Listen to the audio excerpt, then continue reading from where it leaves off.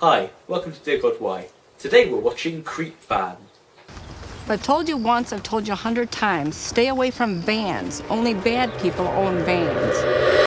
It's actually one of my favourite vehicular horror films, right after Stephen King's Christine, Maximum Overdrive, The Cars That Ate Paris, Tyre, Blood Car, Leslie, The Story of a Van. I made that one up, but they're all pretty good. In fact, I think that's all of them actually.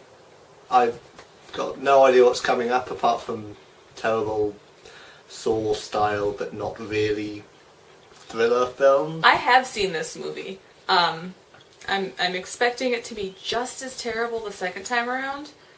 It's sort of styled as I guess you call it a comedy horror. Wait. Hold on.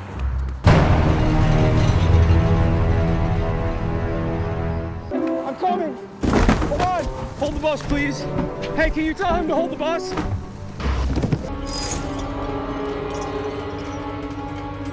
But the thing I enjoy about Creep Van is it doesn't really do horror or comedy well. In fact, it does them both so badly that each one crosses into the other.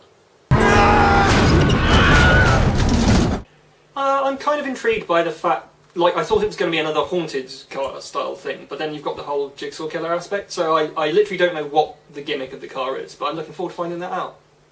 It's going to be interesting and awful, and I may punch Alex at the end of it. It's a great film. Well, it's not a great film. It's not good fun, but I enjoy it a lot. It's a film. It's a film, yeah. So I'll leave you with the tagline to Creep Van, which is quite simply, life without a car can be murder.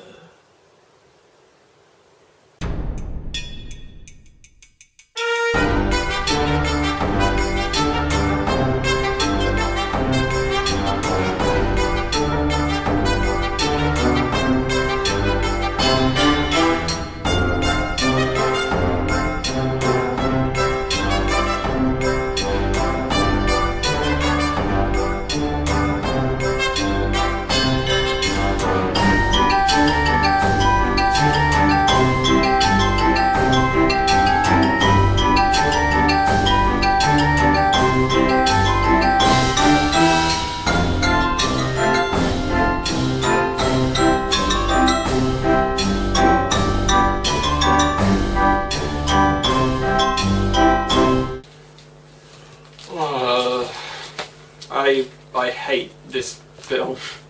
It's even more painful to watch the second time. It really is. This movie made me angry. None of it paid off. Makes no sense, right? In most horror films, you've got a group of people who know each other vaguely, and then they get hunted down one by one. This is some dude wants to buy a van, but the van's owner also just goes around killing people for no reason at all, who are unrelated to anything else. Possibly we need some kind of actual written out rule that generally for a horror film to be successful, at some point, before the end, the scary thing, whatever it is, if it's a killer or a supernatural entity or whatever, and the protagonists need to come into contact in some way.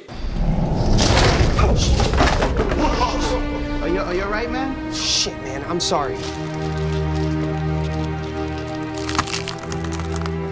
Actually, for most of the film, the killer is pretty much Jack's character from that Pick and Mix sketch where he's just a pair of legs. Because, it's spooky and suspenseful if you don't see the whole of the character. So all you just do is just see his legs wearing a variety of different trouser and shoe combinations. He calls up the main character several times about buying the van, and doesn't say anything. Just making it completely pointless. Doesn't even breathe sinisterly down the phone line. It's literally just calling and then silence. So it's just pointless. Dude, is this the guy with that cool van for sale? And he's just got a scary deep voice that they might as well have just used anyway. Still want to buy a van? What the fuck do you want from me, motherfucker? And then at the end it is just some random dude, so it's not like there's any kind of big plot twist or anything. Surprise, it's a big fat dude. They're creepy, right? There is no sort of luring the victims to the van.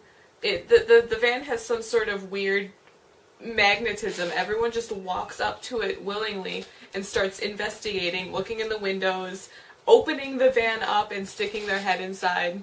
There's no sort of trying to trick or kidnap anyone. They just walk right in. And get killed. And it's not the most friendly looking van either. Oh, how many girls have disappeared after a ride in this?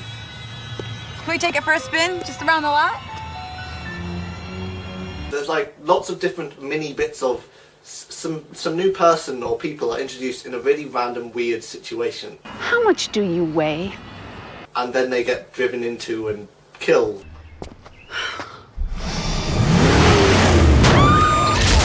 Or killed by a seatbelt was one of them. The seatbelt just sort of constricts.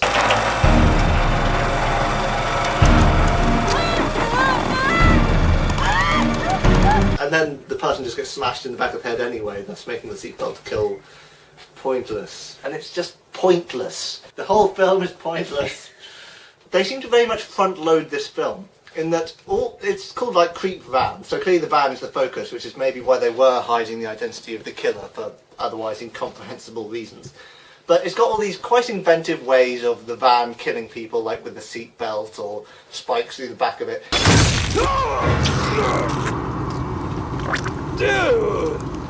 But then, about halfway, maybe 2/3 of the way through the movie, he just drives it through a wall.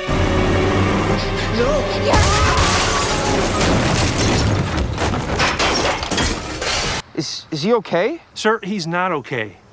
Bob is not okay. He's not okay. Okay. And then that's it. The van just goes nowhere. It's like we see nothing else to do with it. And all the remaining deaths are him stabbing people with various car parts. It seems to just get bored with the premise of the evil van killing people, and now it's just a guy stabbing you with something weird.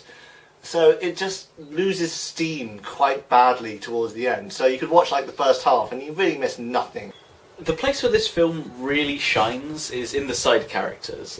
It often feels like at times, it feels like the author originally wanted to write some kind of low-budget sketch show, but at the last minute they were forced to make a horror movie instead. So they've just recycled this cavalcade of strange incidental characters who keep popping up and then immediately dying, or popping up and becoming plot devices for no good reason. Oh, yeah. You know what? Fuck you, all right? You need to... Hello? Hello? Strange fella. Weird. There's Swami Ted. You get me the money you owe me by tomorrow morning, or I'm gonna send a few of my food-deprived followers over there to stick their fist right up your ass. You got me? Bob, the luchador fetishist. You know what? I think you should get the van. I mean, you might call me crazy, but you should put your balls in that thing and you should drive.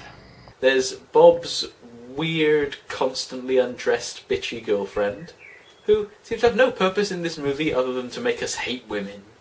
Wow, you were able to find a girl on Craigslist and get her here that fast? Come on, Danny, will you leave us alone and give us some privacy here? I don't interrupt your 3 a.m. doghouse parties, do I?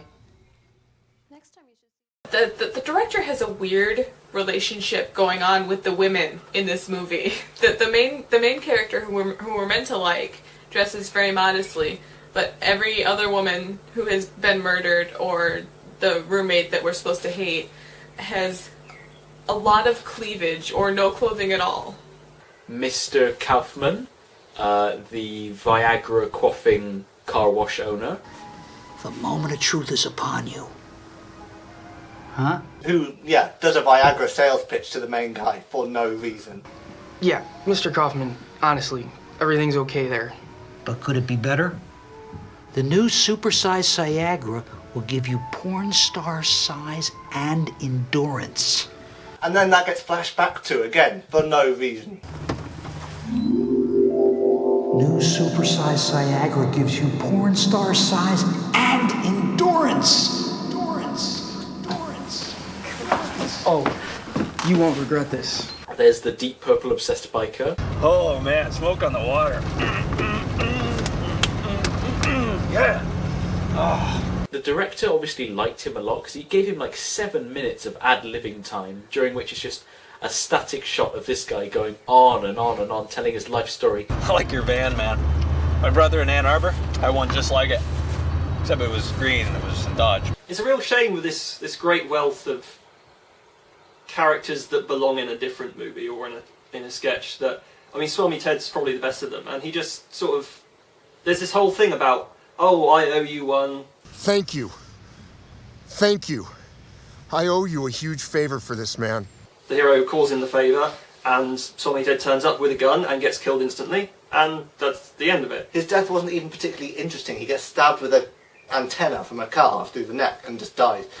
And there was no need for him to exist apart from as like comedic relief in a film full of characters to do that. You save Swami Ted's life, he grants you one wish, but that comes it comes with a condition that once you cash in on that favor, you become a member of his cult family, which consists of 2 women who are naked and meditate all the time.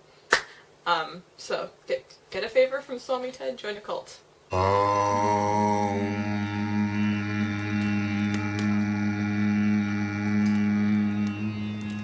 And then the main character and his love interest are awful and wooden and have no chemistry. For the lead male character, Poundland Jensen Ackles, and for the lead female character, a haunted tree version of Tina Fey.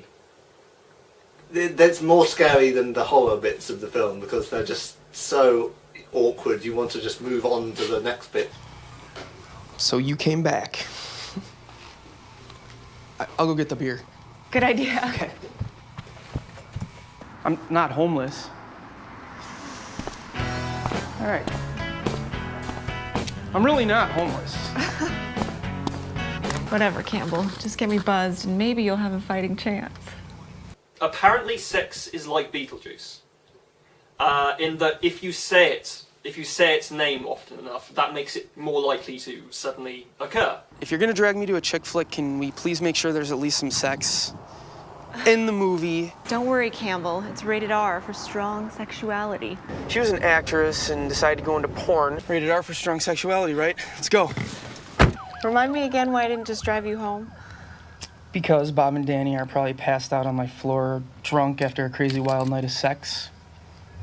It has really surreal flights of fancy, like we see the main character having wacky comedy dream sequences several times through the film, and there's also wacky, surreal montages of characters doing stuff. It's a very surreal sex scene montage. Yeah, I love this! Oh yeah! The director doesn't seem to know where exactly on the body genitals are. Like, he has his guesses, he has his assumptions, but when he was called upon to actually, like, show someone's head going up and down in oral sex motion, he places the head, rather than, like, on the groinal area, like, up here. Yeah, I believe that's known as the Tommy Wiseau effect. We're meant to assume, I guess, that the kind of the luchador roommate has this kind of bizarre chest wanger.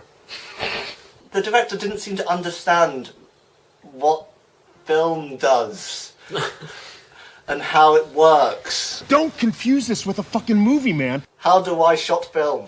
It's just awful and I hated it. And it's not as bad as Zardoz, but you know. I just want to go on record that off camera, Jack said that this was a worse film than Zardoz. Yeah. Why does this exist? It's fun to watch. It's just stupid. Recommended. I have now seen this movie twice, all the way through, and my only reaction is... why?